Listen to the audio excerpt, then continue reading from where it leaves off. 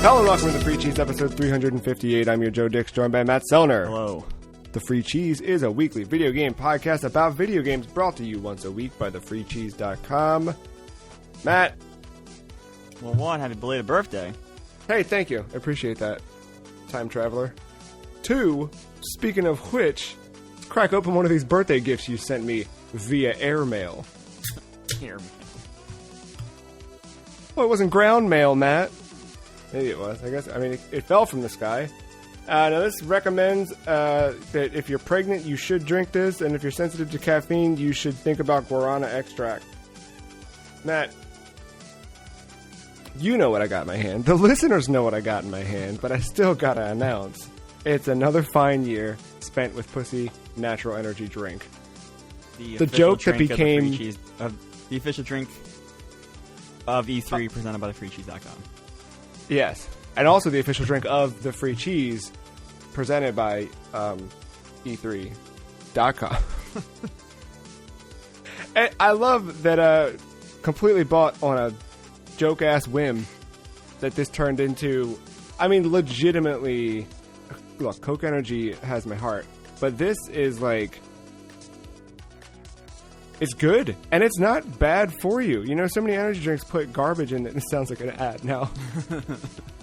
But there's some, like, I drink a lot of garbage. As I got older and stopped eating garbage, I put the garbage into liquid form, and I consume it that way. But of all that crap, like, there's so much the chemicals inside. I can read you everything on the side of this and understand what it is.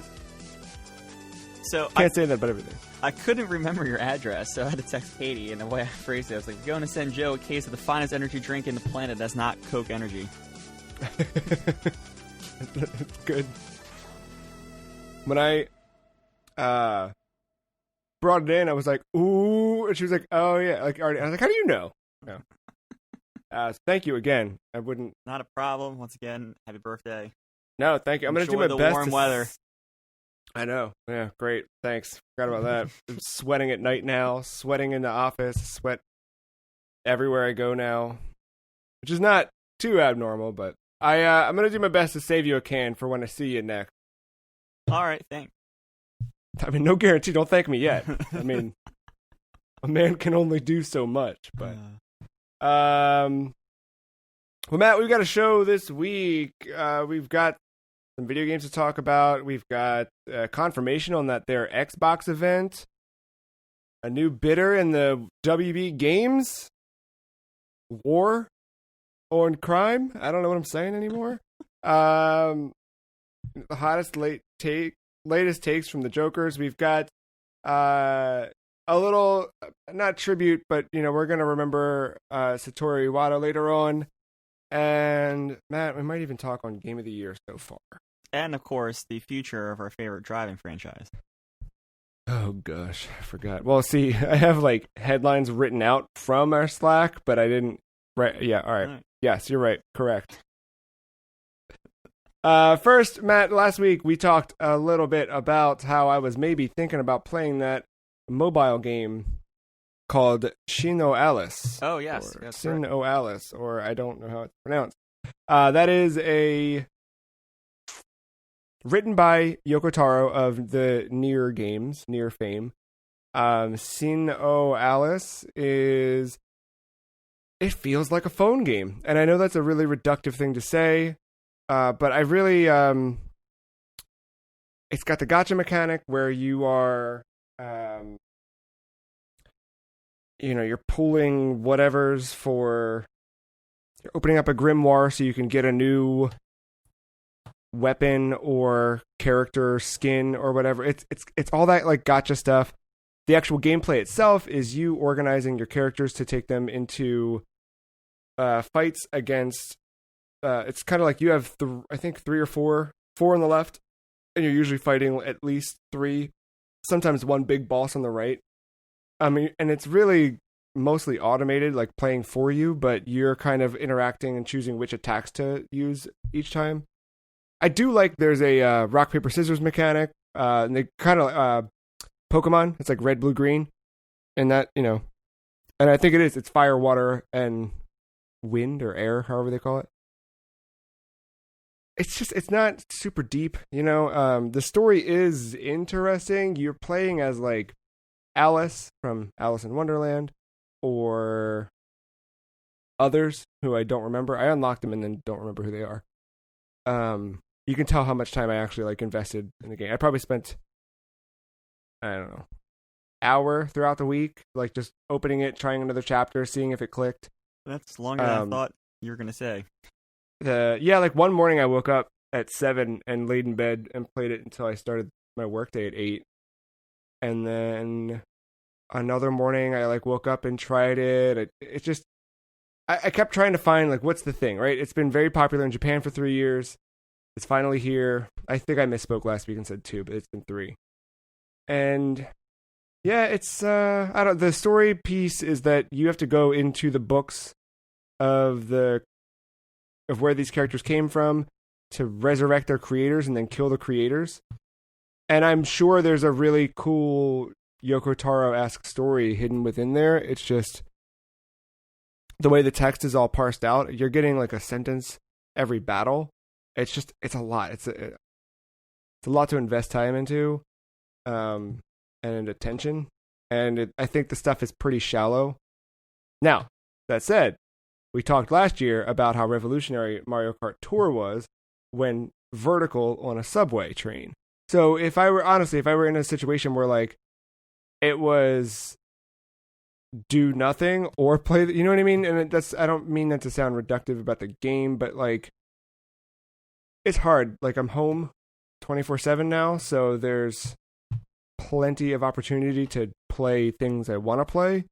So spending time with that feels weird. No, I get that. Yeah. I mean, but I think it's cool. It's out and it's localized in North America. You know, I struggle with any mobile game like that. That's not just like 30 seconds. Like, I know this is probably gonna sound terrible, but like the Candy Crush formula is kind of like the perfect formula to get me hooked in the game. At least on mobile, because like at least I know I can come to that for like 3 minutes between thought processes or whatever. So I don't. See, I mean, that's just how I don't know. That's like mobile gaming, as you are the pioneer here. You know what it's like to be in the world of mobile gaming, unlike us peasants here in the United States. You understand it? Come on. You make me feel like an asshole. I only love just digging at that just to piss you off. But no, yeah. I can honestly say I probably won't ever visit this, but I'm looking at the art and stuff. It looks, I can tell it's a Yoko Taro game because of the way the sword art is. Yeah, it's exactly. just like 2-piece sword. Yeah, and I think there is some stuff there that's neat. It's just I don't know how much time I'm willing to dedicate to it. So I don't know. I'll tell you this. The other day, hold on, I might be lying to you. I might have deleted it. I'm pretty sure I kept it on my phone. Yeah, I kept it on my phone. I put it into a folder though. I'm waiting on the public beta for iOS 14, and I figured that it would just show up somewhere. Yeah. Yeah. Oh no. I'm kind of waiting for iOS 14 myself. I went to the website. I'm scrolling the characters here. There's some interesting designs right now that I'm seeing. You got Alice, Cinderella, Red Riding Hood, and they are kind of not what you expect. They all have a different freaking near automata weapon. It's very weird. And that is how you like you're slowly unlocking and equipping like an axe or a hammer or whatever. And then you equip each character with them. It has merit to it. Like, and I think that it's a good of the mobile games like this I've played, because I've tried like Grand Blue Fantasy and I've tried Final Fantasy Brave Exvius. I forget a couple others like that, right? Fire Emblem Heroes, which a little bit different gameplay wise, but those gacha style things where you're collecting characters, or in some cases weapons, and then the way that you jump into a major campaign that's like 60 seconds or less for a battle. I think this does it well, and I didn't feel in this one that they were preying on the like, okay, we need to spend money. But I just didn't, I don't know. That's fine. I think that's okay. Did not love it. How about you? Did you jump in any phone games this week? No phone games. After last week of me saying like, oh, I want to revisit all these games, I only came back to one. It's been a weird week. I didn't really get in front of a console as much or a PC as much as I wanted to, but I found myself keep coming back to Motorsport Manager.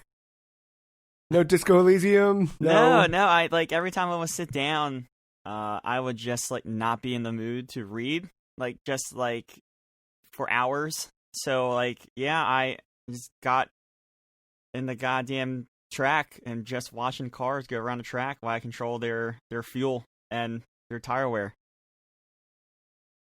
I don't know what else to say about that game. So last week you said that, you know, you were getting into it obviously, but I like watching the trajectory here of, you know, there's a thing, like your level of understanding is increasing in parallel with like how much time you're spending with it. Because I remember early on you were like, I like this, but I'm not sure what I'm supposed to do or where I'm supposed to spend my time. You know, what do I pay attention to? What do I ignore? Whatever. Yeah. And now it's just like, okay, well now I know exactly what to do on each day of the race and how many laps, and on lap 6 I need to, like, you're there, right? Yeah, I mean, I'm getting there. Yeah, it took me like 3 starts of a career mode to finally stick with one, but yeah, I'm on like year 3 of a thing, and just going through like building the base up, building the car up, I got a new driver because the other ones suck dicks. Do you get to choose what the driver, or is it just like stats? It's kind of stat based, but they do have like personality traits to them that could affect or okay, affect them in a positive or negative way. So I don't know, like, because you just can't like pick a driver. It's just it's literally an RPG, just like all sports games are nowadays. Like you have to scout the driver for you to figure out if it's worth getting them and all this. So you have a whole scouting department, a whole scouting tab, and everything else.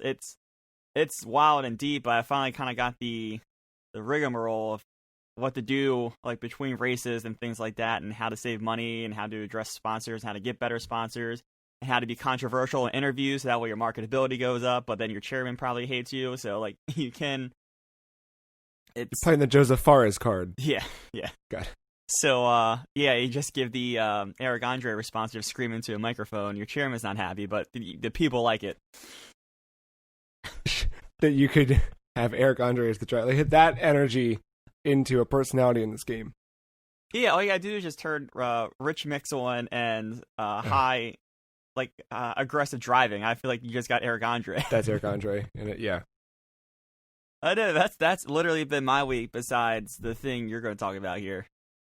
Oh, yeah. You do we go there now? Speaking of racing? Yeah, sure. Blur the lines here. Yeah, so Trackmania came out on July 1, and I had threatened last week I was going to dive into it. And I did. Now, I know you didn't run into it, but thankfully, Mark could vouch for me that Uplay is just a mess. I mean, Uplay's a mess. I'm not defending that. I just thought it. But when I went to go install Trackmania, it asked me for an activation key for a free version of the game. And no, I had to Bing a Reddit that had the thing, and then found a link. Anyway, I finally got it installed. I think... Okay, so I love Trackmania so far. When I'm racing. Yes. It's just, I want more of it, but I don't know what I have to spend. I don't know if I have to spend $60, $30, $10. I don't know. Like, what level of access do I need? And there's no good way to figure that out. I'm slowly getting there, but literally, I told you when we were playing that the reason I got turned on to this game was Giant Bomb, because Jeff has played every Trackmania ever, and he's always talking about it. And this is the one where it was like, oh, cool, it's a free, there's, no cost to start, and let's just see if I like the actual gameplay. So I've been paying attention to the Giant Bomb community around it to see what they recommend. And I told you there was someone on their forums or Discord or something that just said, "Hey, do I need the standard access or club access to play with everyone in Giant Bomb?" And it took days before there was a consistent response that people seemed to understand which tier you needed. Like at first it was a lot of like back and forth. It was like, "Oh, you should be good with this." And then it was like, "Well, wait, no, because if you have that, then you can't do this and you won't be able to access this." And it's like, that stuff's a nightmare. Actually getting into races is a nightmare. I didn't think that you and I could do what we did last night with Mark, playing together live. I had no idea that was a thing in the game. And in order to play with you, we had to go through the Uplay overlay to like that's just that. Which that overlay is almost hitting because I got into the game I think like 15 minutes before you got on Discord and I could not find the setting. Yeah, there's everything about everything besides pressing the gas in that game, right? Like actually controlling a car feels awful and convoluted and a mess. And it's like, it's just a weird, I don't know. I guess I'm fumbling over my words here. It's like the worst UI I've ever dealt with. Like outside of like playing around with like a jailbroken iPhone or something 15 years ago, and like some kids hacked together PSP theme that he put onto it. Like other than that stuff, like it's bad UI.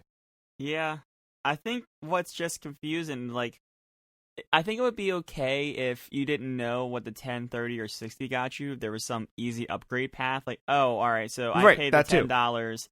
Oh, and I kind of realized I want the 30, so let me just hit the upgrade button, and then pay the extra 20, and then I got the next level or whatever, and then going up to the $60 level as well. But like I said it last night, I was like, well, what happens if I spend 10, realize I want 30, or I want the $30 tier, and then like, do I have to still spend 30? Did I make a mistake? And you're like, the Giant Bomb forum, just like it took days for them to realize that too. And it's like, Jesus. Yeah, Christ. I think I still don't know the answer to it. I think that you can upgrade and it'll take whatever time you had left and tack it onto your new purchase, but I think you still have to spend money twice. I mean, Ubisoft, that's not the first time I've been kind of hit with that crummy, just right. You had that with Siege way back. Yeah, when I got the starter pack. And I appreciate Ben for giving me the starter pack on PC because it got me playing it again. But then, because he got me the starter pack, I couldn't upgrade through Steam. I can only upgrade the game through Uplay. And Uplay was like making me do like full price. And then I couldn't rebuy the game in Steam because Steam was like, well, nah, you already got it. So it's why you're just rebuying the game. We're going to stop you from doing that. Right. So like it turned into this whole nightmare where like I probably ended up spending more money than I should have because I got the starter pack or whatever. So yeah, it's like it's not the first time I've seen Ubisoft kind of pull this crap. I feel like I think it's crap. This is legit. Yeah. Yes. It sucks. I wish it were easier to understand. I mean, now that I'm in it a little bit, like so we ended up playing the multiplayer stuff and running through the 25 available summer 2020 tracks. I think we probably played through them each twice at this point. Some of them maybe not, but like I had also played a bit of those in the standard like solo play or whatever. So doing that, I already saw a good chunk of them before we had jumped in together, and I want more. So I feel like, I mean, like today I'm feeling the itch a little bit. Like I might drop. I think I'm just gonna drop the $10. Yeah. But then I can't make skins. So there's that, right? Like, how am I going to graft William H. Macy's face to the front of a car if I can't? Like, as funny as that is, like, I'm not really paying attention to it once I get in the race. I think it'd be a fun joke for you just to be like, agree. Hey, I got around my room. I got Jack Tretton's face on my wheels, fucking smirking as he spin. Yeah, exactly. Like, it's that thing where. Is it worth an extra $20 just to make you guys laugh once? Yeah, and then like the thing is, like, you see the ghost of so like track. In case you don't know, like, Oh yeah, we haven't talked at all about what the game is. Good call. when you play Trackmania, at least multiplayer, you're on like a live server, and the tracks switch every 5 minutes. But like, you're not racing against. Well, you think you are, but you're not. You're not physically like bumping into cars or whatever. You have 5 minutes to set the fastest lap, and then the winner is based off the fastest lap set in that 5 minutes. And some of the tracks range from like a minute 15 average or like minute lap average to like a 15-second lap average. So yeah, but like as you're playing, you see the ghosts of other cars, and you see like their little their Uplay name over top of it. So like I could see myself past the free cheese, but as I hit a ramp wrong and I go flying, I can see the free cheese just keep going underneath of me. So, but like I don't know, like the ghost is not what's the word I'm looking for here? It is not clear enough. It's too transparent for you to see the actual like car design almost without really like being next to it and looking at it. But if you're looking at it, you're losing time on the track because like it is very specific. Like you can kind of go as deep as you want with this, but with it just having like two buttons basically, which is go and brake/reverse. But like if you hitting the corner right and shaving 0.02 of a second off your time might be the difference between first and second or seventh and eighth or whatever. Silver and gold, yeah. I mean it. And the sector, and this is my first Trackmania. I think the sectors have been in every game, but like the sector and there's letting you know like, hey, you're 0.3 off the pace, and it's like, yeah, all right, I'm just gonna restart and hitting that B button, just like I don't know, something like Celeste or. Yeah, having that like that quick restart is crucial to this, and yeah, I mean, I know I started this off by talking about how agitated I was with a lot of the stuff, but I do recommend like if you want a fast-paced, challenging puzzle racer, I think Trackmania is really, really solid. And the tracks aren't straightforward all the time either. Some of them are just like left and right turns, but some of them like have like little bumps and like that messes up your car more than you think. Some of them are like loop-de-loops, and then some of them like have your wall riding, and like some of the wall riding is very exquisite just in the 25 tracks that we see. So I really would love to see what the user created stuff is, and I think that might be just worth the $10 there, honestly, just to see what other people are doing. Yeah, I think that like the more we talk about it, the more I'm like, all right, are we done recording yet? Because I'm gonna go pull the trigger on this. Like there was that one track where you wall ride, and all of a sudden it has you come down right into a gate, and like you can't see the gate, but if you brake at the right time and make that turn, like you're like, I did it, and without even seeing the gate, you just know you're through it. It's like such a satisfying feeling once you kind of get the roll of some of those tracks. But so much of that game is replaying the same track until you perfect it, right? Because it's that first time you go through that one you're talking about, another one you're talking about, I kept slamming into the gate. Even the 7th, 8th, 20th time I went through that, it was just crashing.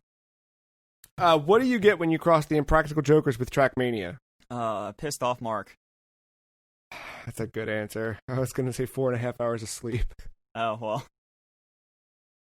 But I think they're both valid. Correct. I mean, yeah, I really enjoyed... Because I had been playing Trackmania by myself, just like put on a soundtrack in the background or something, or an album, and just play the game, screwing around with stuff. But then playing with both of you, antagonizing Mark about the Impractical Jokers for 2-3 hours, looking at the clock, seeing it was 2:00, and not even feeling like I gotta go to bed. Don't worry, Mark. That was a lot of fun.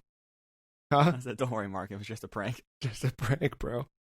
So yeah, more on that. I mean.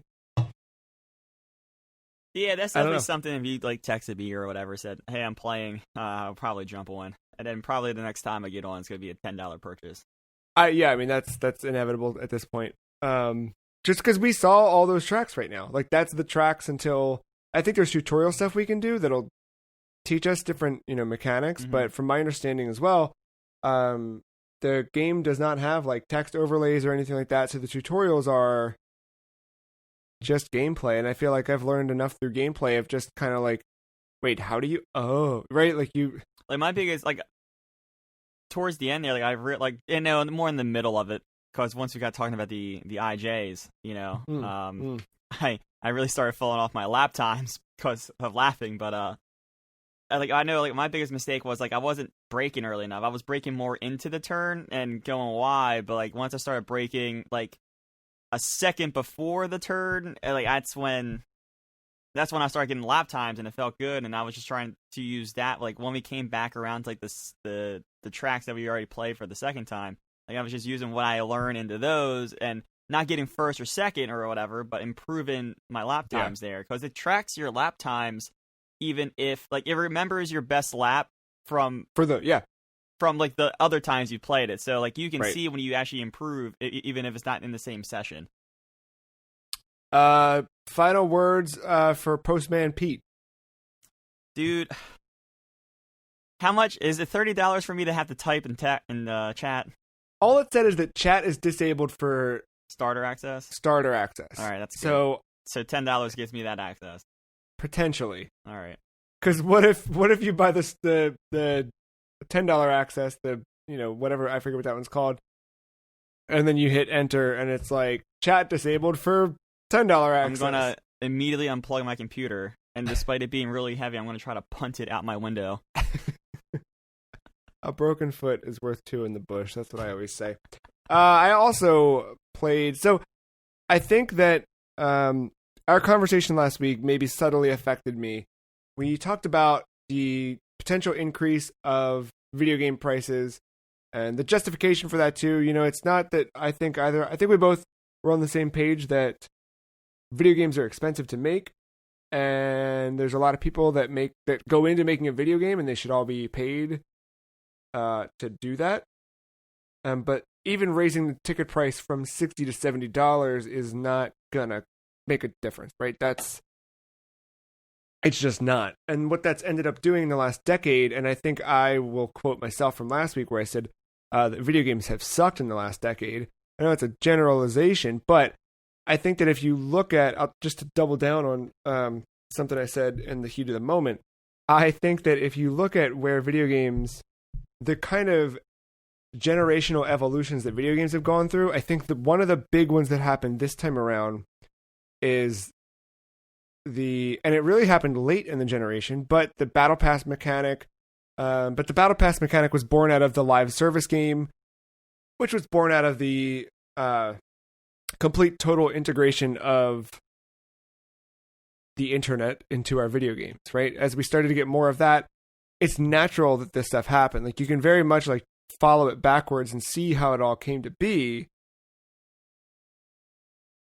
But there's still, we just recorded our Last of Us 2 spoiler cast this week. We both played through that game, loved that game. That was a $60 buy.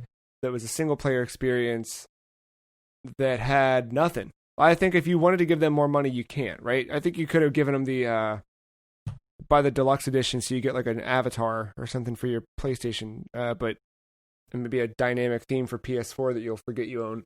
But other than that, like I don't think there's no way to keep giving that money. I think that's the difference. Right.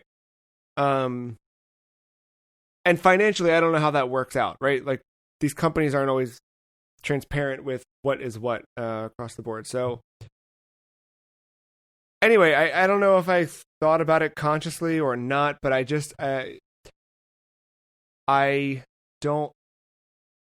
uninstalled Destiny, I uninstalled Phantasy Star Online 2, like all that stuff that I was like kind of dipping my toes in here and there. I'm just like, man, as much as I like those things, it's the button on the wall, right? It's the drip feed, it's that thing, and it's like there is gratifying stuff within there, but it's just so much crap to get to it. And anyway, I bought Command and Conquered Remastered. Middle of the week, No Clip from Danny O'Dwyer put up a documentary about Command and Conquer Remastered Collection specifically. And he interviewed some of the folks who, it's funny, I did not realize that, I knew a little bit about this, right? We talked about how EA had released the source code for this game, and how cool that was, how much they had worked with the community to put this project together. And talked about how oddly enough, like EA, for being the company that I feel like gets the most public outcry, is the biggest company doing the most to preserve its legacy in a weird way. That GDC talk from last year, I will go back to that until the end of time. I just thought that was such a good, valuable lesson that was on display there about how to archive content, and that it's not easy to keep a record of everything, but it's worth keeping a record of everything across the board. And funnily enough, I mean, I don't want to spoil the whole documentary for you, because I really think I think it's 40 minutes. Take 40 minutes and watch it. It's really, really fascinating. But the background of this game is a bunch of people made this game back in 96, somewhere around there. EA decides to start combining studios at that point. I think they buy the folks who made Command & Conquer, start combining studios. They decide they want to move everybody to an EA studio in LA. And the team who made the original Command & Conquer stuff, they were like, yeah, but we love Las Vegas and what we're doing here, so we want to stay here. So everybody moved to LA. They said, enjoy the ride, we're out. Started their own company where they've been making games since. That original core development team. So when the time came for EA to do something with Command & Conquer, this is directly in the wake of that mobile game announcement a few years ago at EA Play that got a lot of negative pushback. It was very much like, it's funny, I think he's the producer on this game. Again, watch No Clips documentary on it, because it's really good and far more detailed than I'm going to go into. But he basically said, like, I don't know, like, he said the Command & Conquer, the idea of remastering it came up, and they said who should do it, and he said I would go to, I gotta look up the name of the dev. I think it's Petroglyph.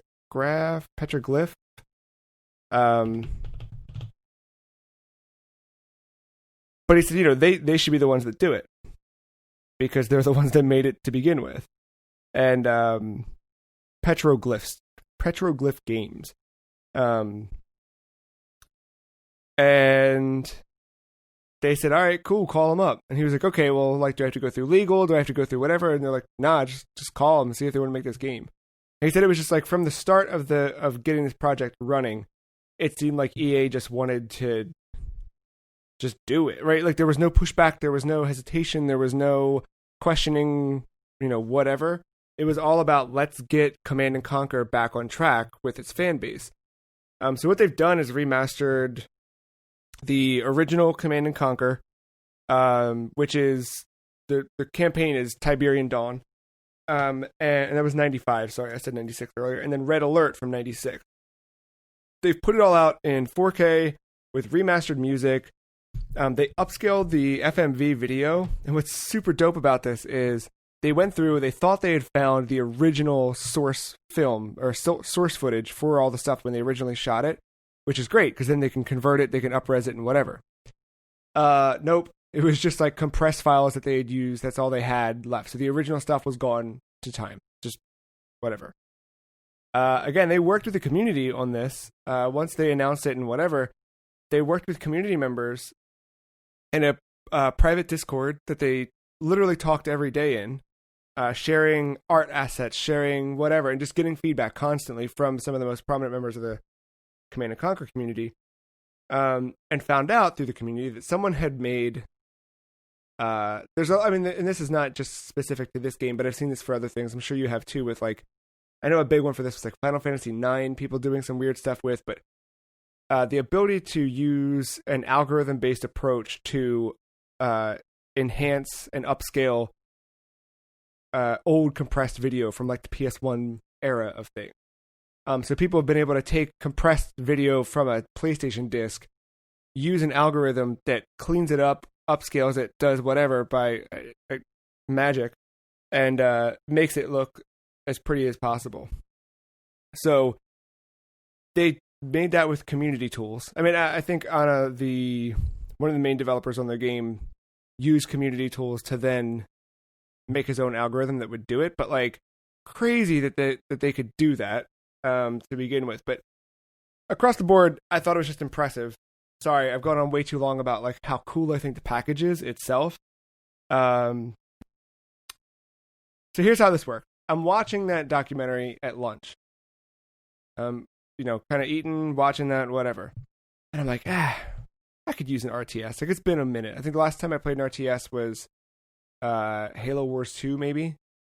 So I'm like, I wonder how much it is on Steam. And I open up Steam, look at it. There is, when I open the Steam page, there's 1 minute and 9 seconds left in the Steam Summer Sale. The game's $20 and it was marked down to $16.99. It's $3 off, but still I'm looking at it and I'm like, huh. And I'm waiting, and it gets to like 42 seconds, and I'm like, all right, do it. I got it right before the sale ended. And yeah, I jumped in. As far as playing the game, I put about an hour into it so far, I think. I think this was Thursday, maybe. And again, like, I think, us talking about that, the recent game stuff, right? Like, talking about those things and how everything just has a hook, or everything has this ongoing thing, and blah, blah, blah. It's just refreshing to go back to something that you buy it and it's a complete package and it's done. It's just, everything is here. I don't have to worry about anything. I don't have to, in order to advance to another level, I don't have to, there's no grinding. It's just a game, and it's like, I forget how refreshing that is, because you get so caught up in, okay, well, I have to do this. I have to do this. I have to do this. It's like, no, I don't have to do anything. I can just play the game. I think it was funny, like, jumping into the Sinnoh Alice game this week, and then I think that was maybe like the final push I needed to, like, just slingshot me in the other direction. Anyway, yeah, I never played Command & Conquer. My RTS history goes back, but that was the one side I never touched. And it's fun. It's just, I'm playing through the campaign. There's a robust, like, multiplayer thing. They've added all this, like, modern sensibilities to it without bogging it down, but it's a lot of fun. It's another one where, like Trackmania, like, I just want to get lost in it for a long while. I see what you're doing now. Now I know why you pitched the Game of the Year so far segment, because this is actually Game of the Year because you're done with modern games. That's it, man. All done. I see what you did. Yeah. I got nothing. I have no interest in modern games. I mean, honestly, though, like, the modern games that I find myself attracted to often are single-player experiences, which sucks, because when we do get together and play stuff, I have fun, but it's like, there's so much crap with all of it, and the live service game stuff is just, ugh. How about you? Have you ever played Command & Conquer? I know RTS is oddly not the Matt genre, but I feel like it should be. No, I never really played Command & Conquer growing up. I would say despite MOBA, the thing with a MOBA is you control one character. With a RTS, it's real-time strategy, so, like, there is a lot of moving parts, and it just doesn't really stop. And that's where I just get overwhelmed, and then I lose because I forget why I'm doing something, and then, like, 20 minutes later, oh shit, I'm still doing that. Oh crap, and then whatever. So, like, the only stuff I played a little bit of Rise of Nations. Which one was that? That was more later on. It wasn't one of your typical. It wasn't like the Age of Empires is another one, right? Yeah. I played a little bit Asian Empires, but I do remember playing Rise of Nations. I gotta look up when it came out. I'm looking at it now. And then 2003. But there was the Star Wars one too, not the recent one, the one before it, Shadows of War or something like that. No, that's the Lord of the Rings game. Yes, that I had no idea they made a Star Wars RTS. There's actually two of them. Oh wait, that might be from the folks who made this, from Petroglyph. So yeah, Galactic Battlegrounds. That's the one I'm thinking of. All right, that's not them. But they made Star Wars Empire at War, and they made a bunch of other RTS stuff. But yeah, that's funny. Were they good? I mean, so did you ever get into them, or just kind of? Probably Rise of Nations was the one I got into the most. What I really liked about Rise of Nations, within like the their campaign went through. It was like it was almost like Civ, but less Civ like. So you have to go through and build your empire up through all the different times. So like you start at the ancient age, and then you work your way up to like the modern age, and then all of a sudden like you have the ability to nuke different countries and stuff like that. So and that was like my favorite mechanic, but then I just realized I think I just like that mechanic and not necessarily the RTS, and that's why I like go more towards like a Civ now or something more turn based. I will see how this one goes. But so far, so good. So we'll see. I mean, total impulse buy. But I'm kind of happy that I, pulled the trigger of it. So I almost did it, but then I played it Trackmania. I think I can get it out through. That is it for what I've played this week. Yeah, like I said, I haven't gotten to anything. The most I played all week was last night when we were playing Trackmania. Yeah, I think in one sitting that's probably it for me too. I've read a lot more comic wise. Watched a couple shows and stuff, but yeah, not a ton. Well then, this is early for Now Playing to wrap up. But why don't we jump into Game of the Year so far, Matt? All right. I'm going to read you a list of the games I think we've both played that we would potentially talk about in another 6 months. But now with 6 months behind us, here's the video games that came out this year, Matt, that we've played so far. Right? Like, this is not every game. Animal Crossing, New Horizons, Doom Eternal, Final Fantasy VII Remake, Call of Duty Warzone, Ori and the Will of the Wisps, Phantasy Star Online 2, Gears Tactics, Streets of Rage 4, and The Last of Us Part 2. Did I miss anything yet? I think you got them all. I tried to avoid You got all collections. my series contenders at least. Yeah, I tried to avoid collections, remasters, re-releases, that kind of stuff. But yeah, I mean, looking back at the last 6 months, like, what are your highlights? It's funny because the last 6 months feel like 6 years, I know, but yeah, really. No, it's funny, like, when you start listing the games, I'm like, oh yeah, Doom's on that list. As much as I enjoyed the 12, 15 hours, I guess, I spent on that campaign, I forgot the actual hour count on that campaign now, but like, that was a hell of a time, but like I quickly kind of forgot about it. And I never really went back to the multiplayer as much as I thought I would, despite me actually kind of liking it a lot, especially a lot more after that first game. I hate that first game's multiplayer is just not good.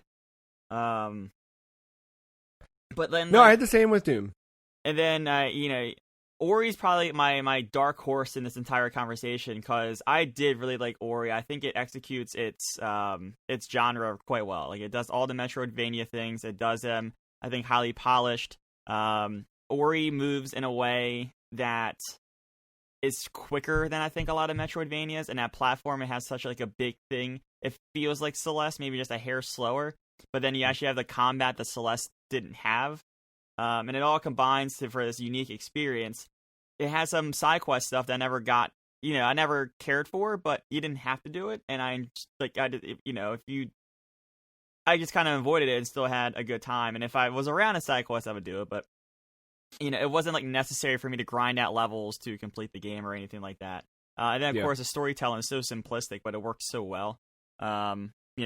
When you compare that to like The Last of Us, when like in storytelling, like two polar opposites, but they almost both like work in how their execution, how it all played out. And then like Final Fantasy VII Remake didn't deserve to be as good as it was. Yeah. And I think that's like the thing I keep going back to in my head, and I think that's kind of like when I think about it, it might be my front runner. It's funny, like, looking at this list of just the games I listed, I think 7's also my front runner. But yeah, I know, I'm still kind of processing the last. I know it's been a couple weeks now, but like I'm still kind of processing that. Yeah, I am too. And I what is my lasting impression of Last of Us Part 2 going to be? I think when it comes to, because we usually, of course, we always do it in categories besides just game of the year, but like, that is like my head front runner for story probably, right? When we go to talk about it, but like when it comes to gameplay, like I remember all the stuff that happens in that game, but like I don't forget Seattle Day One. Yeah, yeah, and on the other side of that, I remember intently how good it felt when the combat flow and the handoff clicks in 7 Remake.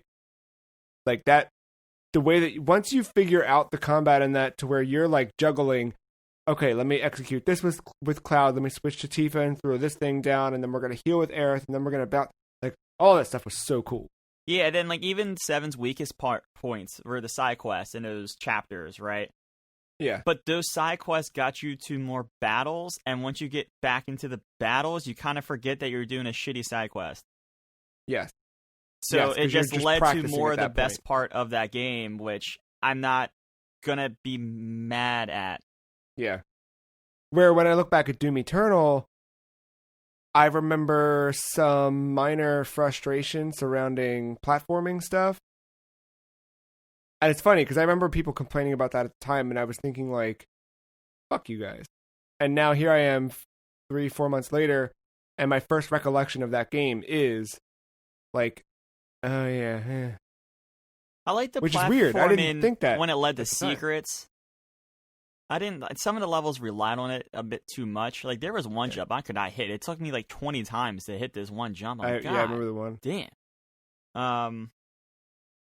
Yeah, but then like I don't know, like you start to think about other categories and stuff. But like Doom Eternal is going to have a shot at best moment, and it's going to be one of those meta things because we always seem to do the story things, but then we always seem to have one or two meta moments that kind of stick around. Sure. And that meta moment of those totem fights, of when demons are chasing you, you're being killed, blah blah blah, and then you punch the totem, and then you just do like a 180, and you look at the demons, and you're like, all right, now it's my turn. And like that feeling every time you just destroy that totem, and because the music kicks in a different way, everything just comes together in such a strong way, and yeah. And that moment happens at least probably like 10 times throughout the campaign, but each time it's so satisfying. Even when you die in that encounter and have to do it again, it's still so satisfying. Yeah. I would be remiss if I didn't highlight Animal Crossing. I mean, I very quickly made that like the number 2 or 3 most played game on my Switch. In the last few months, it's definitely fallen off, but I think I still got plenty of sharks to catch, right? And I will get back to that before the summer's out, and then fall and winter for me is where I really love that game, because fall just brings out all the colors change. Just like in real life, I like fall and winter a lot better than spring and summer. But fall and winter in Animal Crossing bring out a lot of cool things. The Halloween event is always fun. In winter, when there's snow on the ground, you can make snowmen and get ready for Toy Day. Like all the silly stuff like that, really neat. But as much as I've fallen off of that game, I still spent so much time with it. Yeah, it's like a no. Yeah, I was just like, I really like that game. It's for me personally. The only thing is just like not my genre. It's not like my go-to thing. It's like Sea of Thieves. Like I think Sea of Thieves is now kind of a well put together game, but it's just not for me by myself. Yeah. But like the dynamic. So like I was gonna probably mention this more towards the end when we're going to say about what we're playing next. But like my dynamic's about to change here in a week. Yeah. So like that actually might change how I like play things and do stuff now, and the Switch might become more of a thing instead of just being this like third console I have under my TV over here. It might actually be like one of the consoles I go to the most because I'm sharing like one space with Victoria. Yeah. So like I don't like it might things like that might, and like like I don't know, just PS Now, not PS Now, but remote play with all like that. Yeah. The dynamic here is going to change soon. I And I'm mean, curious to see how much more I get back into Animal Crossing because of that. Sorry, go ahead. No, yeah, I don't think I realized it at the time, but looking back at it now that you point that out, like, I think there's a very strong coincidence in the fact that, like, we moved into our first apartment, and those years were spent so heavily with 3DS, Vita, some Wii U. Once it came, like, I got a Wii U when we were in the apartment. I spent a lot of time with that, like, where the other stuff dipped a little bit. Like, prior to us being together, it was always, like, TV, PS3, you know what I mean? Like, that thing, and then when you are sharing a living space, it changes things. And that was the thing with Animal Crossing. I remember specifically, like, I would come home and I could just play that while we watched whatever. It would just, it was a passive thing you could kind of do where also at the time when we were living in the apartment, I was delivering pizzas. So I was coming home in the middle of the night, but the middle of the night was my, like, on my own, play my game time. And then when we were together, it was like, well, I'll pop this on, pop whatever. So now with the Switch, yeah, I can imagine falling back into that. And then I don't even know how that's going to work because she's working from home probably indefinitely. So, like, I don't even know how that's going to work. So, yeah. Right. But no, I do see me getting back to Animal Crossing at some point. When I was in it, I was in it. I still have a long-term goal that I'm not going to reveal because I still have not seen anyone do it. Then again, I'm not following a lot of those accounts anymore, so someone very well may have done it, but I'm not. It wasn't as Animal Crossing is not as heavy in Twitter anymore due to the world burning all around us. So yeah. But so it may have been done. I still haven't seen it yet, though. Anything else from that list stand out? I mean, Call of Duty for you? It's like multiplayer. Yeah, like it's not. I mean, Warzone. I mean, I dropped that argument for Call of Duty quickly last year. This might be liking as much. And Warzone, it's not a campaign. It's just more kind of just a different formula on the new engine. Which, like I said, new engine's awesome. I love Call of Duty, like, right now. I feel like I'm back in high school all over again, but yeah. Yeah, I think that's just going to be a good multiplayer argument. I don't see it having kind of legs to stand up to once we start talking about, like, and getting your back into the mindset of, like, how good Doom was for that 15 hours, or, Animal Crossing when we start talking to Final Fantasy, and I mean, The Last of Us Part 2, I think is going to be in there somewhere. It's just a matter of how we're feeling, 6 months from now. So yeah, and then we still have other games down the road as well that we have to make time for and try to fit in. You got Ghost of Tsushima here next week. Yeah, there's stuff upcoming, and there's stuff that came out this year that I missed that I want to go. Like, I do want to go back to Resident Evil 3. I just didn't want to do that until that game was less than $60. After Tyler said that he beat it in, 5-6 hours, it was like, maybe I'll wait on that one to hit a sale. Yeah, I mean, you can be the one to play, but I've already done my watched playthrough of it, so I'm all good there. I'm ready for that conversation. Yeah. But no, so, like, I don't think I really missed anything because of the pandemic. I was home to play everything I wanted to play during that time. Right. Yeah, I really don't think I missed anything that that would be in this conversation that I didn't get to.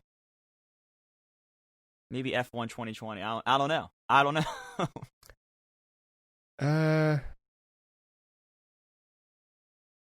That's none of this. All right. Maybe F1 2020. Time will tell. I say we move into a break and we'll come back and remember Iwata before touching on some news. And we'll be right back.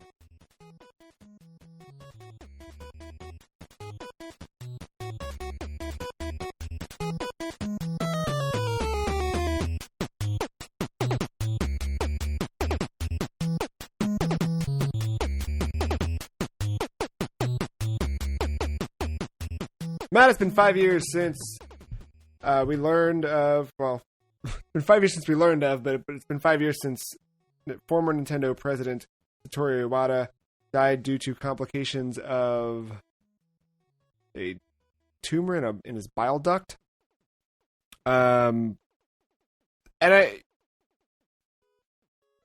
It's weird that it's always weird when someone you don't know dies and it has an impact on you, because you didn't know them. But I think that Iwata did such a great job over his career at, pulling down the walls a little bit between a corporation and its fan base. And I think that so much of what his life's work is so tangible in a lot of ways, all the way back to stuff that he programmed on the Famicom and whatever in his days at HAL, through his influence on other creators to, his programming work, the stuff he did as a developer, but the stuff that he did as president of HAL, the stuff that he did when he eventually took over Nintendo and where Nintendo is. We would not have so much of what we do have if it weren't for him being around. And we could sit and we could dedicate a whole episode to talk through his work's achievement, or his life's achievements and that, but I don't know. I didn't have a plan for this. I just kind of, knowing that it has been 5 years since he died. How do you feel Nintendo has changed? When I wasn't this was going through the Wii U part of Nintendo's history when he died, and at that point, I wasn't following Nintendo as closely as I had, with the Wii or whatever, just because I didn't care about the Wii U. But, you can see, I don't know, it just, despite me making fun of the Wii U, it was, the alpha to what the Switch has become. And I know you talk about how he was really trying to make the UI, and he was kind of looking at a lot of things that Apple did with the ecosystem and trying to bring that to Nintendo. And I think that is still very much the culture at Nintendo right now. I don't think that's changed. I think just the person calling the shots has changed, really, when you look at it. I know it's been changed a couple times now, right? We're on the second one since Iwata passed. Yeah, they had the temporary president after him that was always meant to be temporary. He came out and switched. This is the price. This is the thing. Yeah, he came from the financial side of things. So it was very much, yeah. But no, you look at the Switch now, and it's dude, that thing is taken off, and it's kind of doing what the Wii did almost, right? It's kind of changing gaming, and it's moving a lot of hardware units. But then, this time, though, the software has stuck around, and more so than the Wii and the Wii U ever did. You always heard the bullshit of EA, Activision, Ubisoft, all of them kind of saying "Oh, we're looking at it. We're looking at it." This time, I'll correct you there. Ubisoft, Yves Guillemot will put his games on anything. Okay, yeah, that's true. Okay, new platform. Let's put not Fortnite. Let's put Assassin's Creed on it. Let's put whatever. Yeah. But some of the major publishers, maybe 2K, is a good example. But instead of them just saying we're looking, they're actively putting stuff on it, and it might be just them dipping their toe in the water. But I think they're dipping their toe because they see the potential. They see it's moving. Software is being moved on it, and it's a force to be reckoned with. And I know it's not the pretty high-powered, high-spec, new PS5, Xbox Series X, or even your higher-end PC, but the thing can get games to run. And the advantage that this thing doesn't have is I can sit on a couch and have it in my lap and play, and have something else on TV, unlike, it's other competition. And I think that says a lot. And, I'm just happy that kind of Iwata's vision has a lot to do with the success of the Switch. And I think it continues to have a lot to do. And, Nintendo's still doing the weird things, too. Labo didn't work out, but Ring Fit seems to be an adventure. They can't make enough of those things right now. And, kind of the same thing with Animal Crossing. It kind of came at the accidental perfect time because of the pandemic. Ring Fit coming right before it, but still, the pandemic having a big help in sales, hell, even got me to buy one. So, I don't know. It's just, I just like that Nintendo's kind of stuck with that vision and hasn't gone away from it, at least not yet. Yeah, the stuff that he set in motion, the stuff that he talked about in the late cycle of the Wii U, as we started to hear about what there's a thing called the NX, and that looking forward to making Nintendo more of a globally recognized brand. I think a lot of that work is still paying off. I mean, we still haven't seen, I think, all of the fruits of the seeds that he planted so many years ago. I mean, we still have a movie to come out. We still have more. I think there's more Switch hardware down the line that integrates this whole family of systems in a way. I think there's still stuff there that will come out that is like you can very much still tie back to Iwata's direct influence. I think we've lost a lot of the charm that Nintendo had. I think that, I mean, obviously in recent years we've seen now Reggie leave, which he was another big piece of that, and it's not that Miyamoto has left, but Miyamoto is definitely more in the background now than he was before. He still pops up for interviews. He's always going to make an appearance, but it's just... He reminds me a lot of like Steven Spielberg now, where like Steven Spielberg just puts his names on things and does an interview for that game or whatever, or for that movie. Yeah, and I think, you'll see a Miyamoto when they need Miyamoto, but I think he's also trying to let the new generation of developers and talent within Nintendo take the spotlight, which is neat because you're seeing people you wouldn't have seen before. But I think the thing I miss most is the Nintendo Directs are always something to look forward to, but I always look forward to a Nintendo Direct to see what Iwata was going to do. He always had a wacky prop that he'd pull on. He had a presence about him that was just unmatched across the board, no matter how many of these things anyone does. I mean, Nintendo's been the old hats at the Direct game now, right? Like that dates all the way back to 2012, 13. And now everyone's starting it, right? You've got Inside Xbox, you've got whatever the stupid place, State of Play. State of Play sounds like someone's under arrest or something. I hate that name. It sounds like State of the Union, and that's why it's all formal. Okay, that's why it sounds like it sucks. Yeah, sorry. That's okay. But there's still like none of them, and Nintendo today still can't capture like Nintendo today with the Switch stuff. It's all just let's move it along. They're always on to the next thing. They don't take time to dance in the weird, and that was something Iwata did that made them special. And his Iwata Asks, I still go back and read Iwata Asks interviews for games that I will reread interviews that I've already read. I will read new ones that I hadn't read before because I hadn't played the game that was relevant for it. I love that those things are still there to explore and learn more about. Like, after playing Other M, I just read through one within the last 2 weeks of him interviewing the folks involved with that, and it's in those two, but in everything that I was ever exposed to through Iwata, you could sense like his genuine care and interest in a project and the people behind it, and I don't know, there's something warm about that. I always got that feeling, again, from a man I never met. But yeah, I think that he's just kind of, there's certain little sensibilities and ideals that you pick up on through his actions that become kind of infectious in a way, and you find yourself doing those things or adopting those things along the way.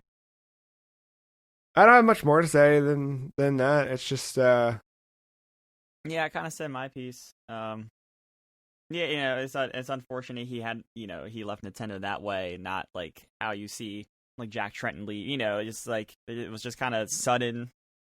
I guess a little unexpected, and then yeah, you're kind of transitioning, but yeah, like you say, that you can still kind of see the legacy there. Yeah, and I think that's the stuff that's neat to celebrate. And it's one other side note, because now I'm thinking about the Iwata Asks, like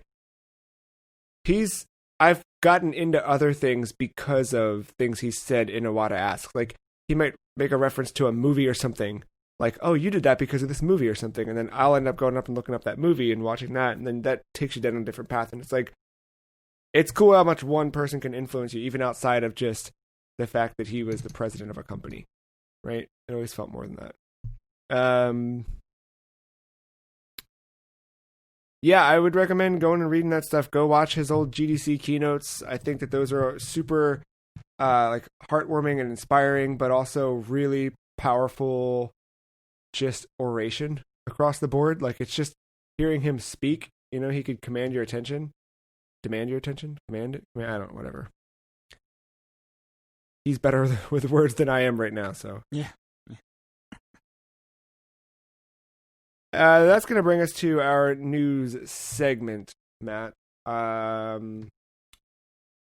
Xbox Games Showcase, July 23rd. We kind of heard that was going to be the case. Now we know for sure it's going to be the case. July 23rd at noon. I'm ready for Halo. That's kind of where I'm. Yeah, I think they confirmed Halo gameplay here as well. Yeah. Not that was going to be any secret, but yeah. Which is good. I know we had some predictions. I kind of forgot to say something about making predictions, but I don't know. I was like doing PlayStation stuff a little bit better because I just had I think they had a little bit more of the catalog. Besides Perfect Dark and Fable, which were the two rumors we've been hearing. Anything else you want to see, expecting, or? I mean, I expect Forza. I really don't. A car game. Right. Car game. You got to have that. Other than that, I mean, like, it seems like too soon for Gears, unless they have a new Gears thing to do. But like, Gears 5 was last year. Gears Tactics was this spring. I could see a Gears Tactics expansion, but this doesn't seem like the place for that. That's what I mean. This doesn't seem like the place for that. Gears Kart Racer, like I don't know. I think that's what's got me excited about this the most is I don't know. They're going to show an hour worth of stuff, and yeah, we're going to see Halo for a chunk of that, but because Halo's the game we're going to be playing this fall, right? But yeah, other than that, you know, I'm lowering my expectations a lot the closer we get to this because I do feel like it's going to be a smaller thing. Like I'm trying to keep that in scope. But I expect one big surprise, right? There's got to be one big surprise. Unless Perfect Dark is that surprise. I mean, it could be. And you know, they've had these 2 years now. They've had these devs under their umbrella. A few of them had to finish the games they were working on. Right. Like I think most notably, The Outer Worlds just came out last year, right? That's shit. Why can't I think of the name? I don't know. I had it too, and then it's gone. People did the South Park. People did Obsidian. Yeah, there it is. Yeah. Yeah, they had that, and XL had to finish up Wasteland 3. I think at this point, Compulsion's probably on its new game. We had our new studio, The Initiative. Psychonauts 2 is we're still worked on, right? Right, yes. You can't imagine they're going to be working on anything outside of that before getting that out, because that game's multi-platform and everything. Yeah, it's... I still probably see more Hellblade. Yeah, probably. I mean, I think you're gonna see some third-party stuff here too, of course. But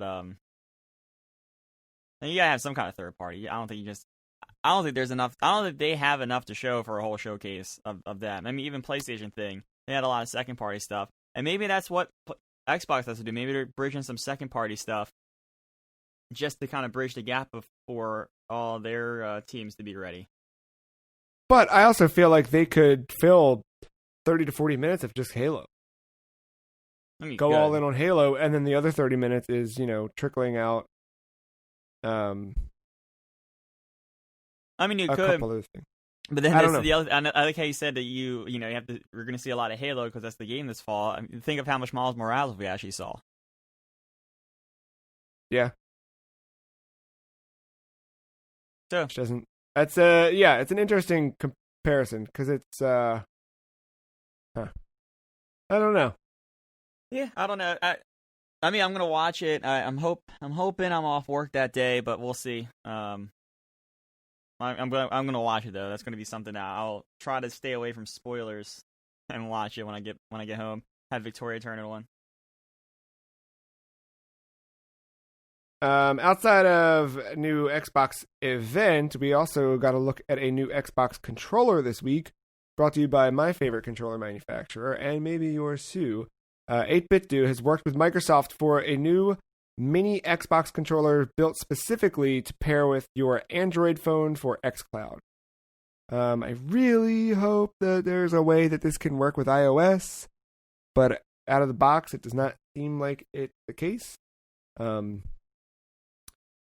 I don't know. What do you think of this design? It looks like they're like SNES class or SNES Pro. I forget what their model is, but the one that's like an SNES controller that also has thumbsticks. It looks a little bit like that, but with a bigger right trigger, left trigger, and then it's all Xbox branded.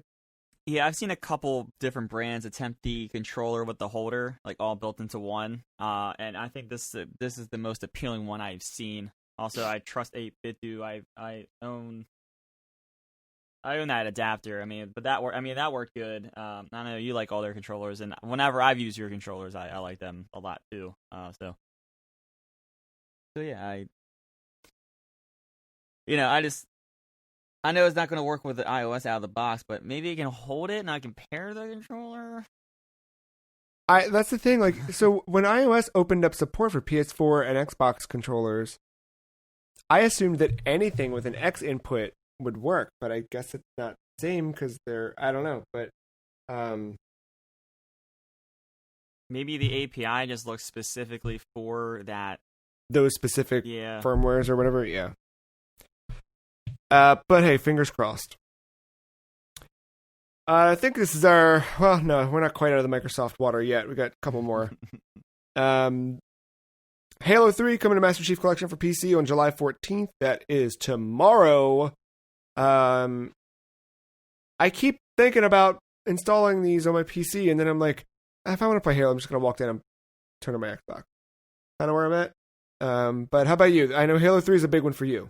Yeah, I doubt I'm gonna get to run through that campaign again. Also, I just like playing the campaigns now with you guys because I already played 3, and 3 is the one I played the most. Not just with multiplayer, but the campaigns. I played through that. I think I played through it 3 or 4 times now. No, 3. The 4th time would have been when I did it by myself for the MCC when I was going through them. But now I'm happy we're getting closer and closer. I think all this does just get me more excited for Infinite on PC because I think that's just where it's going to be. Yeah, then I don't know, the other thing is playing with you and Mark, and if you're playing on console or PC or whatever. But the once again, the nice thing is, I got Game Pass Ultimate, so I don't have to worry about which platform I'm playing it on. And then 2, I have a Series. I still have the not Series S, but I still have the Xbox One S. God, that naming scheme, that sucks. Yep. The Xbox One S, and if I need to play it, if you guys want to play on console and we need to play it, I got that still, and it's gonna work there. So yeah, but every time I hear the Halo news now, I think I just want Infinite. Yep. And then we just need to get through Reach and 5. Reach and 5, yeah, that's it. Unless you want to go back to ODST, but. I'm fine. I can live without playing that game. Yeah. And our last Microsoft story for the week. Microsoft has apparently joined the parties of interest looking to purchase WB games from Warner Brothers Interactive Entertainment. Well, sorry, they are it is Warner Brothers Interactive Entertainment. But yeah, Microsoft looking to buy that, which so I want to hear your thoughts. I want to say, with this, so previously we had heard that EA, Take-Two, Activision, and Activision Blizzard were the 3 interested parties in the potential acquisition of Warner Brothers Interactive Entertainment. I didn't like any of that. It just didn't sound good. I mean, none of them. Take-Two just doesn't seem like they've got the interest to do anything with those properties. EA and Activision are just those monoliths, not unlike Take-Two, but in a different way. And of course, EA has the track record of acquisitions and shuttering and long dormant IP. Hopefully with stuff like Command and Conquer that is turning around, but it's yet to be seen. And Activision Blizzard, the annualization of things that come out of that, none of it, where it ends up is not up to me, but, if I had my pick in this, hearing Microsoft join the party, I'm like, okay, well, hold on. This could be interesting. Could you imagine if Microsoft got it and Batman is exclusive to Xbox? So that's the thing. Because that's what makes this whole thing messy. Is you're buying WB Game, right? But you're not buying Warner Brothers. So you don't get Batman. But the idea here that came out of that original, was it CNBC story, is that maybe there would be licensing deals. So this is total speculation and just, conjecture. Is that the right word? Mm-hmm. I could see whoever purchases this would then get a licensing deal for characters like the Batman and the Justice League and the Harry Potter and all of those things, right? But you're not going to get those intellectual property out from under WB. And then I wonder if Microsoft is the one to buy it, are they allowed to make an exclusive Batman game? Probably not, right? Because Warner is going to want their cut, and they're going to want their cut from the widest netcast possible. What I can see, though, is that WB Games, at some point, wrapped up all the Midway stuff, all the old Williams stuff, like all of that stuff came with it. So there is a lot of long dormant IP sitting within WB Games, past just the Batmans, the Lord of the Rings, the big movie properties that we know and understand. And the other one that comes up all the time, or that was in that original thing, was Scribblenauts, which is a big IP, but not in the way that some of this other stuff could be. So I think of it like that. Like, how could Microsoft help revive stuff from Midway? I think the other weird part, though, right? This one's weird. Is you would get probably Mortal Kombat in this, which is a part of Midway. So you get Mortal Kombat and you get NetherRealm, because that's part of WB Game Studios. So then is NetherRealm going to start developing Mortal Kombat exclusively for Xbox? That's another weird one.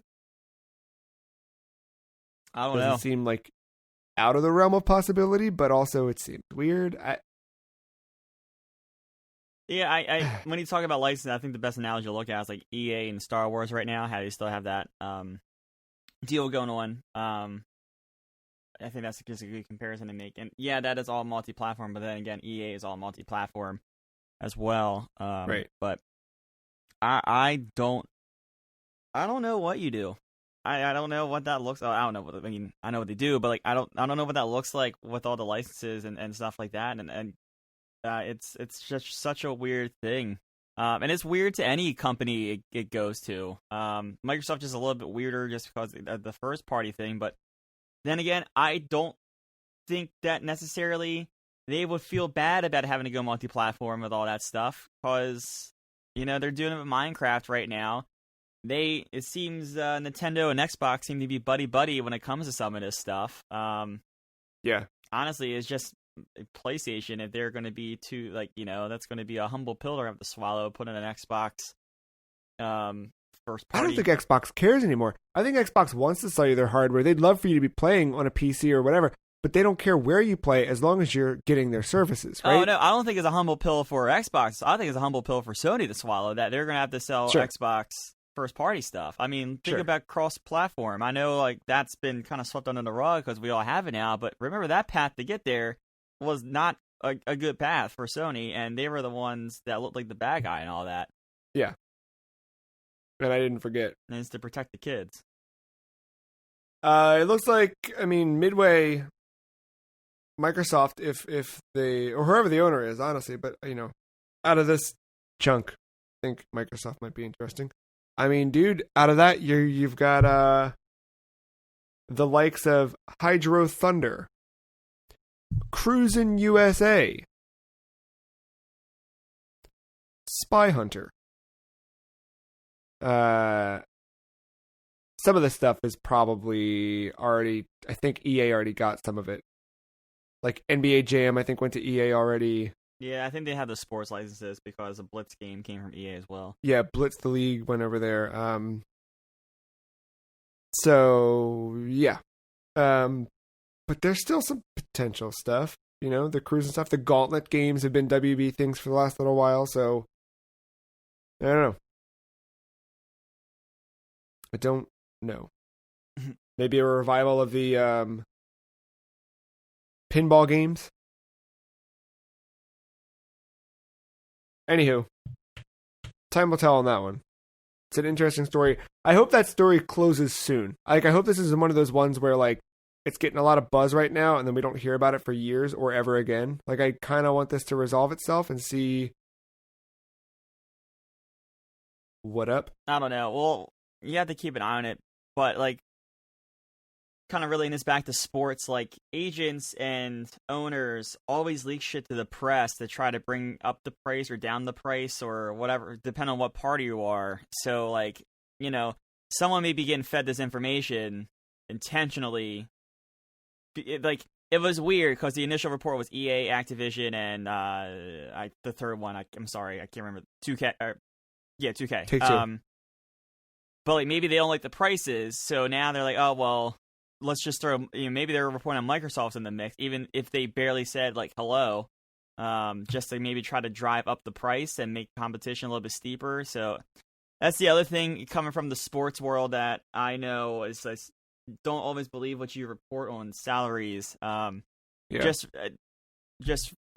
for reference, like, the agent for Chris Davis, the Orioles first baseman, kind of convinced the Orioles that other teams were looking at Chris Davis and pretty much made the Orioles bid against themselves like 4 times to drive up the price of this player. So tactics like that actually do work. So with stuff like this, I'm still a little wary about what I believe and don't believe. I'm not saying it's fake news. I'm saying that, No. I know what you mean. I want to clarify for the listener. I still think they might be getting sold. I just don't know who is in the bidding and where people are positioned in that way. Well, also a thing like this, right? This is something where Warner Brothers I'm sorry, AT&T, because now they're the parent company of Time Warner, which I had no idea happened. But AT&T is looking to clear up some debt, so they're looking at what they can sell. So perhaps they put it out in the market to see how much people are willing to pay for it, so they can go back to investors and say, look, you fools, here's how much this is worth, right? So, yeah, time will tell. Yep. A little bit later this year, in Japan at least, Monster Rancher 2 coming to Switch, iOS, and Android. Nothing announced for the West yet, but I thought this was intriguing because you remember the Monster Rancher games? Vaguely. Some of these little monsters look familiar.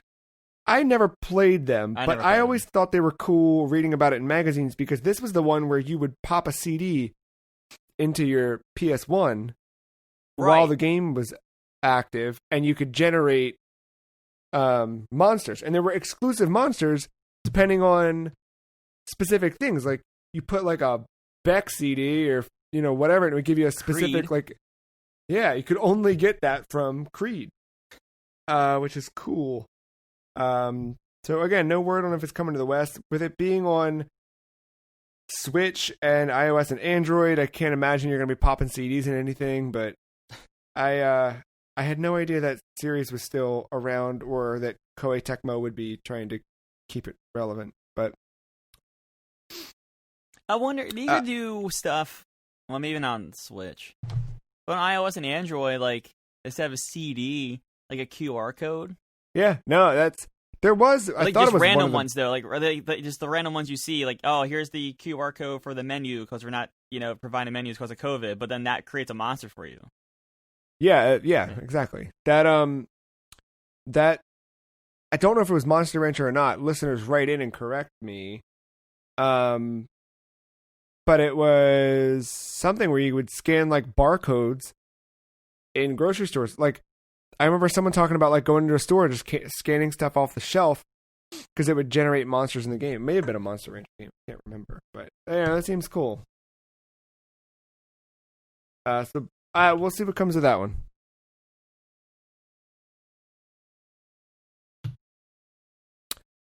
Speaking of cool, Donkey Kong Country, Natsume Championship Wrestling, and The Immortal joining the Nintendo Switch Online libraries this month.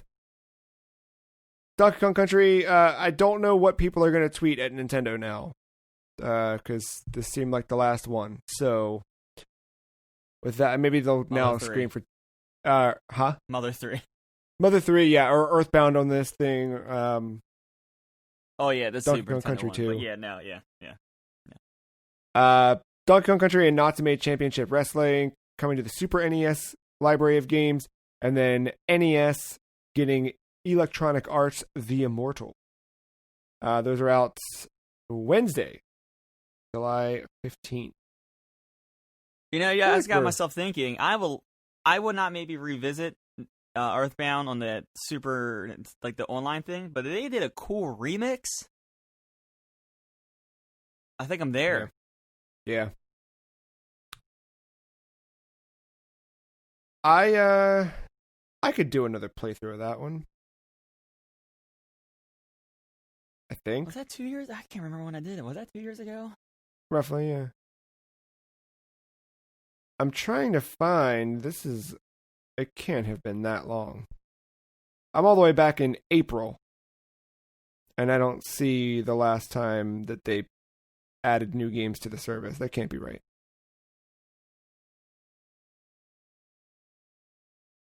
May 20th was the last time we got games added to the service, so been a little while. Yeah, but you don't know what COVID could have did in the production of all that stuff too. Well, fair. they also, when they announced, I think it was when the SNES stuff joined, they were like, yo, we're done with monthly releases. Because before it was every month you'd get a couple games, but then they stopped that with SNES stuff joining. So, Matt, the slowest of Newsweek stories hit this week, which is a first look at the box art for upcoming PS5 games. I don't know why I'm burying the lead here. I mean, riveting stuff. It's white.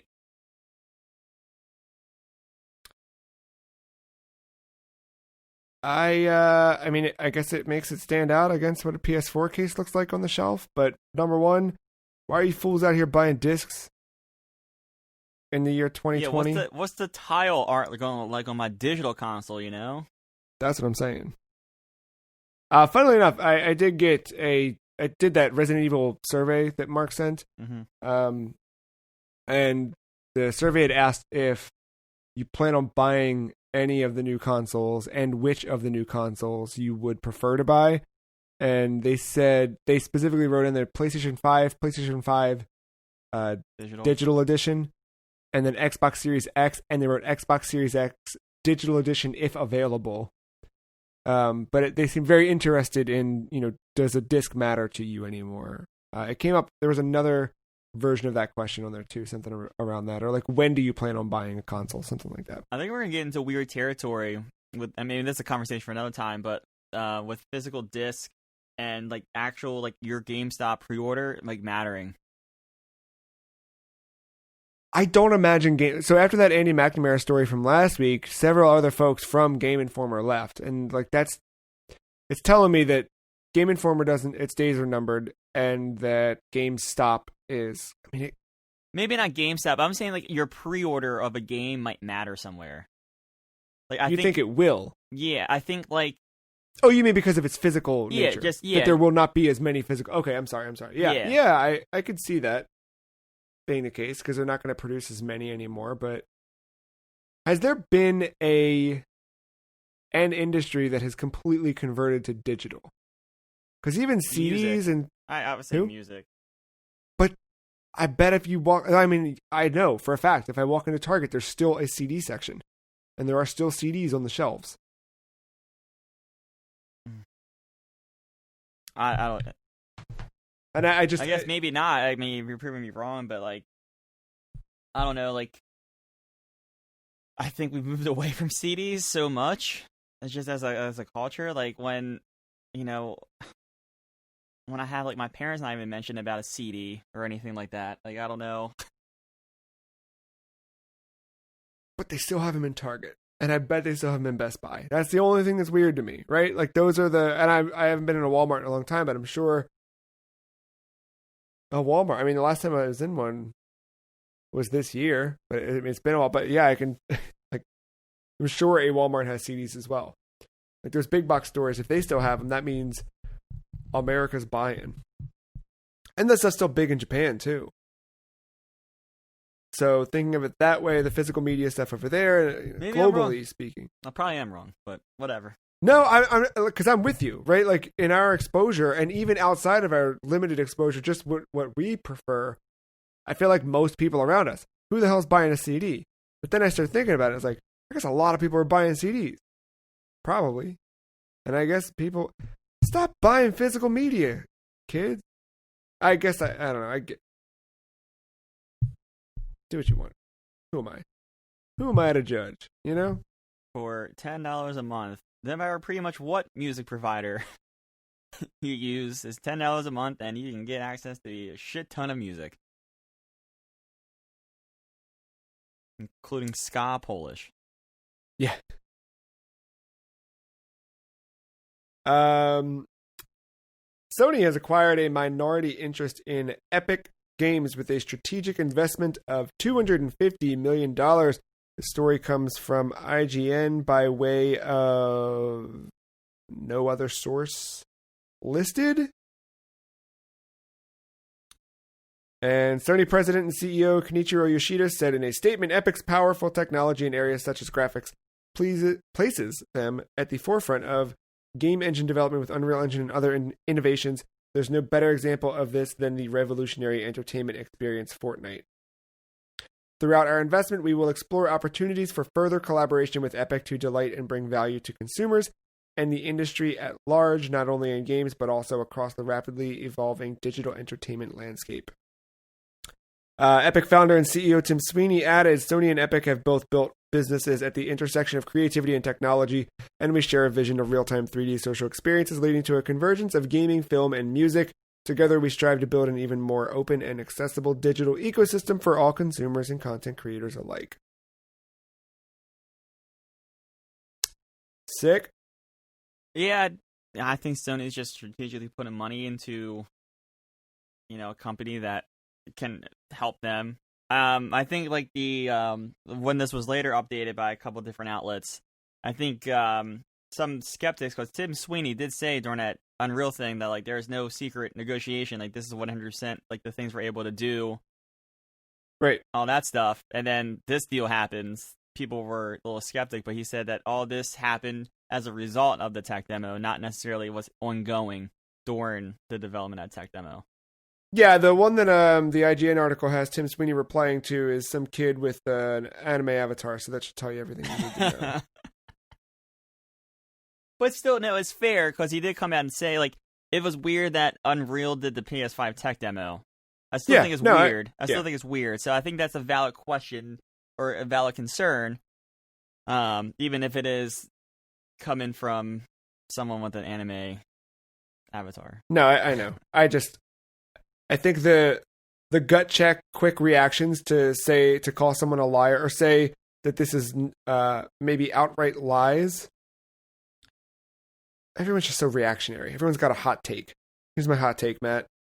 Settle the fuck down. I can tell you, it's not hard to fucking give a company money and become a shareholder. It's not hard. Honestly, just download an app and do it. It's really easy. CEO of Sony downloaded an app. Probably put in a couple of Bitcoin. All done. No, and I mean, Tim Sweeney replied back and said, hey, here's what I said back in May. After the Unreal Engine 5 demo, that's when serious investment discussions happened. So I'm sure that after that initial thing went live and Sony saw the reactions to it, they said, shit, maybe we should get in on this. Yeah, and then I don't know, like, it's not like it's a majority stake; it's a minority stake, and like, they're not going to sway the votes for at the shareholders meetings. I mean, I don't know what the percentage of the cut is, but like when you're a minority, you're not the overall decision maker. Whoever's got that 51 is the decision maker. Right, and that will always be Tim Sweeney. So, and then Fortnite, just the property Fortnite. The property Fortnite owns, yeah, a lot of that. Speaking of owning, you own Super Hot, which means you soon will own Super Hot Mind Control Delete. Out this Thursday for those who already bought Super Hot. It's a single-player expansion to the original game. Yeah, I think this is my most excited. This is the most excited I was for a news article all week. I was recently thinking about Super Hot. It keeps kind of popping up in that little Steam library when you're kind of looking along. And I'm all for this. And it's like the little story about it too. They said that this started just as a small expansion project, just kind of grew and grew and grew, and now it's like this kind of like this semi-sequel kind of thing. It's like 12 to 15 hours, which I think might be longer than the original game even. Could be, yeah. And then the fact I'm getting it for free, like hell yeah. One interesting caveat to this: if you own the game because you were provided a copy via some service, albeit like a PlayStation Plus or one of those, Games Twitch Gold. Prime, all that stuff, you are not eligible for this, and it'll be $25 on its own. I mean, I think that's fair. Yeah, But I think so too. But no, man, Super Hot's really good. It's really good. So I'm very excited to play that. I wonder if that alone tells you that more people played the game by receiving it free than played it by buying it initially. I mean, it didn't come to consoles right away, and it was, I don't know. I feel like it just kind of like came out on consoles when it did. Like I got when it PC. did, I think it launched on Xbox Live Gold. Yeah, so like I played on PC and I bought it. It was like a Steam sale for like $4 or $5 or something like that. So I think. And then they did the VR thing, and that's the other part of the story. This isn't going to be in VR because they said that this is a different project than the VR game they did from the ground up, and they said that was a big project, and they have no other big projects to announce at the moment. So I don't think you're going to get a VR edition of this. But like Super Hot VR was a different game than Super. It wasn't just the same levels. Maybe there was a couple of the shared same levels, but I think it was mostly different in terms of level design. Maybe the story. I think it was. Yeah, I didn't play any of it, but I'm pretty sure that's the case. Yeah, so I'm not shocked by that.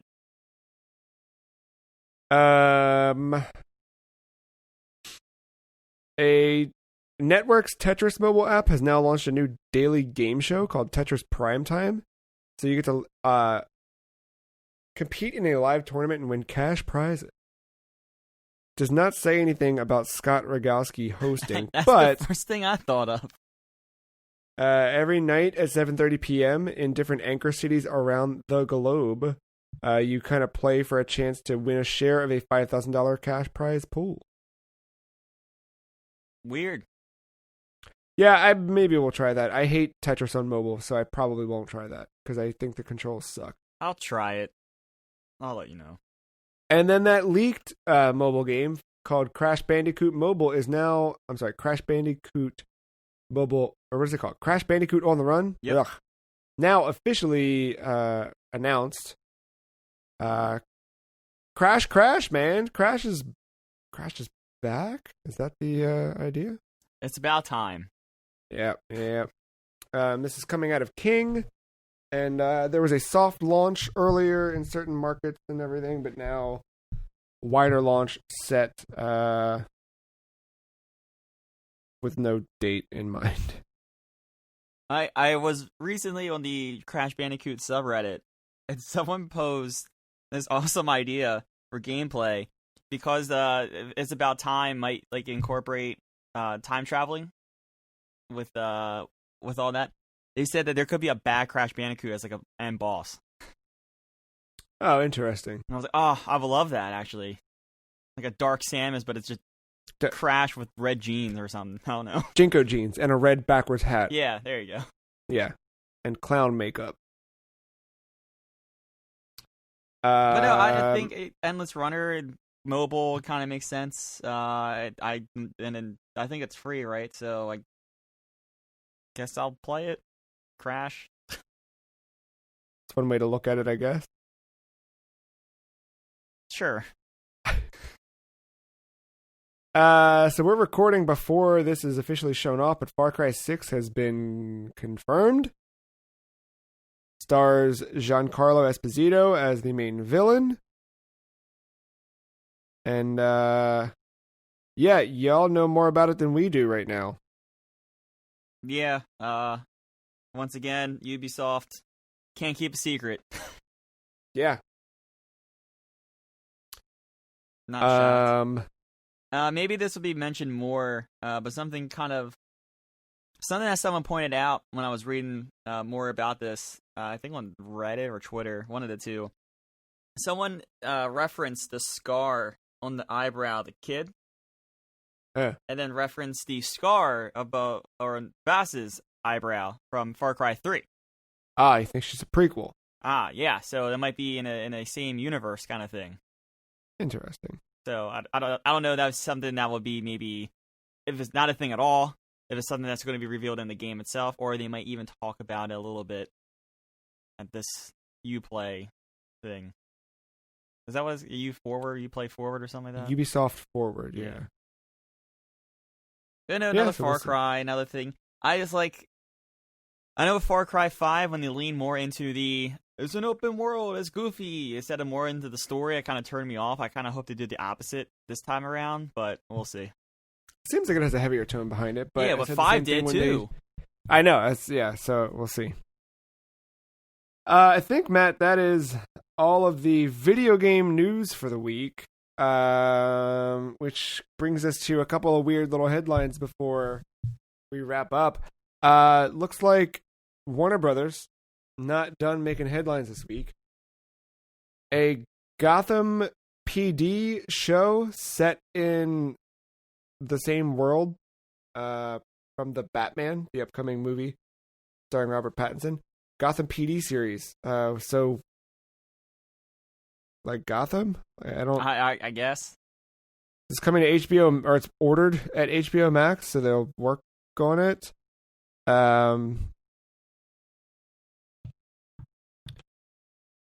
It's just weird to announce a spin-off series when this movie hasn't even come out yet, and we don't know the success of it. Well, and Gotham just ended, right? Like, we just did it. Like 2 years ago? Yeah. I mean, I don't know. If they pull from Gotham, what was it called? Gotham Central? That was an interesting book. So, yeah, we'll see.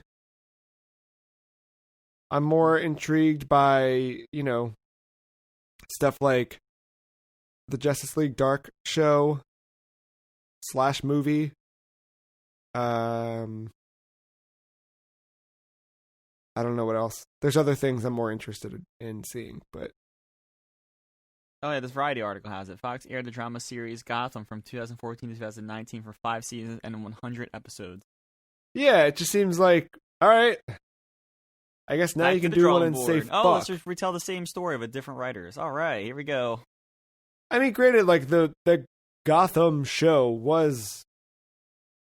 It had...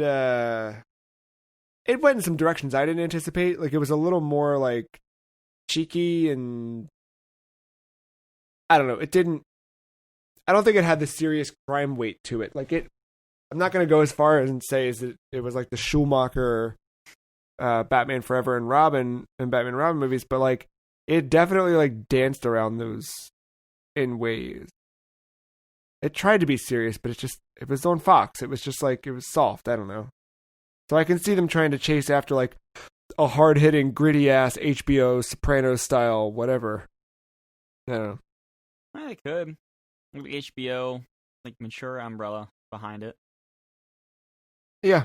Oh, I'm sorry. We did have one more news story. That company we talked about last week that Sony was going to buy was picked up by Tencent. So, deuces to that. Wait, did they pick them up, or they just had the exclusive rights to talk? Yep, that's what happens when you read half of a headline. I was going to say, because I didn't think it happened yet.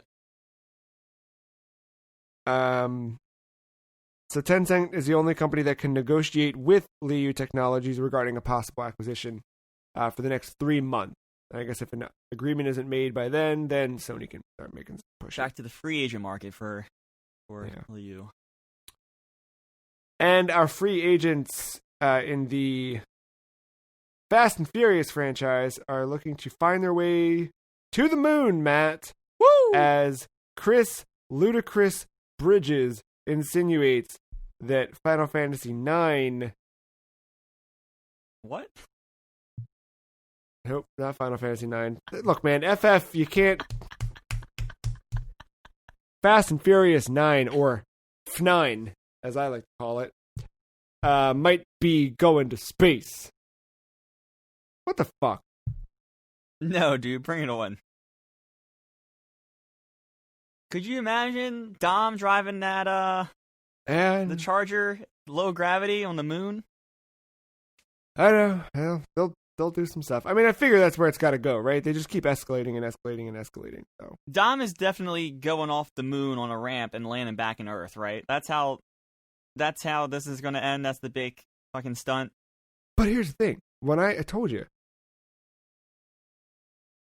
When I worked delivering pizzas, my friend and I there wrote a whole 9-part 3-trilogy picture deal all about this, that they're finally catching up to us a decade later, you know? We had this all, man. We had they were all there. Your big cast of characters, everybody was there. Don't you worry about that. Everyone's here, Smash style. Exactly. Well, that's everything we've got for this week. Apparently I need to go. Never mind. Junk mail, you know? Anywho. How about this week, Matt? What are you up to? Moving. Playing Animal Crossing Home Designer. Is it Happy Home Designer? What was that? 3DS game? Yeah, Happy Home Designer. That's the one. Yep, that's what I'm playing as I move things in. Perfect. If I can find time.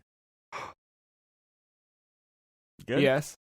Yeah, I gotta go get my cake at the front door. If I can find time, I would like to play some of that Super Hot thing. Yeah. And then Ghost is coming out on the 17th, but I have no promises that I will be talking about it next week. Sure. Yeah, it'll be a tight turnaround.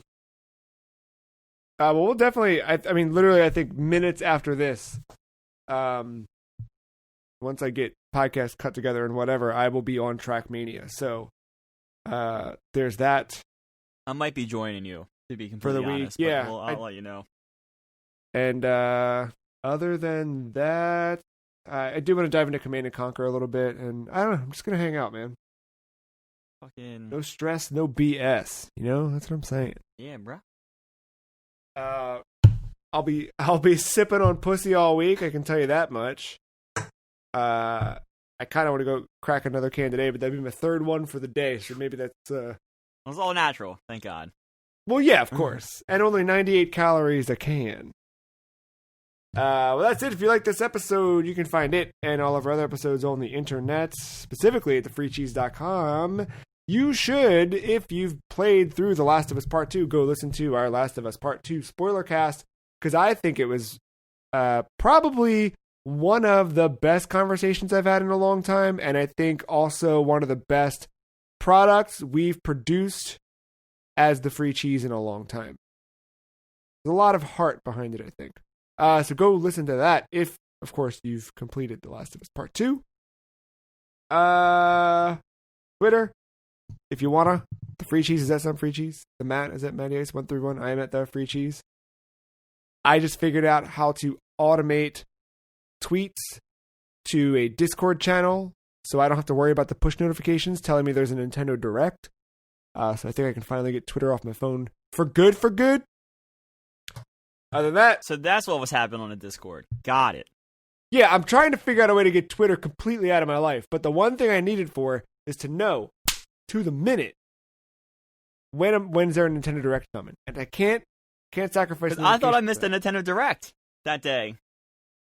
Oh, no. You should mute that channel if you don't care. I needed it in my life. Also, it's not working right because the tweets are delayed by like 45 minutes. So, that's it. Oh yeah, Paper Mario is out next week. I'll have that. Oh yeah. Yeah. Cool. Well, thank you, Matt. Thank you, listener, for listening. We'll see you next time. Bye.